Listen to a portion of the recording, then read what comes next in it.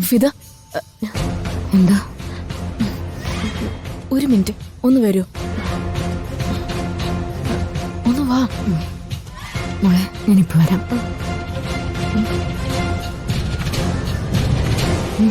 എന്താ എടുത്തേ? ചതിച്ചു. ഐശ്വര്യയുടെ മാലിയുടെ യാത്ര ക്യാൻസലായി. ദൈവമേ, അവർ തിരിച്ചു വന്നോണ്ടിരിക്കുവാണെന്ന്. അവരിവിടെ എത്താറായി.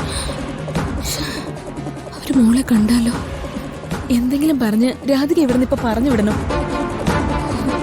പെട്ടെന്നാവട്ടെ. അവരിവിടെ എത്താറായി.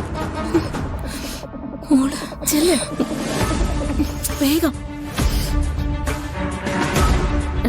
മോളെ, എനിക്ക് അത്യാവശ്യമായിട്ട് ഒരിടം വരെ പോകാനുണ്ട്. മോള് പൊയ്ക്കോളൂ. അല്ല, എന്നോട് കുറച്ചേരം സംസാരിക്കണമെന്ന് പറഞ്ഞിട്ട് എന്റെ കൂടെ ഉറങ്ങണമെന്ന് പറഞ്ഞില്ലേ? അതിനൊന്നും ഇപ്പൊ സമയമില്ല. അത്യാവശ്യമായിട്ട് ഞങ്ങൾക്ക് പുറത്ത് പോകേണ്ടതാ. അമൃത, വണ്ടി പുറത്തുണ്ടല്ലോ അല്ലേ? രാധിക മോളെ കണിമംഗലത്ത് കൊണ്ടുവിടാൻ പറയും. ശരി, ചെല്ലേ. മോള് വാ. വാ വാ. എന്തെങ്കിലും പ്രശ്നമുണ്ടോ? ഒന്നുമില്ല കുട്ടി, വാ.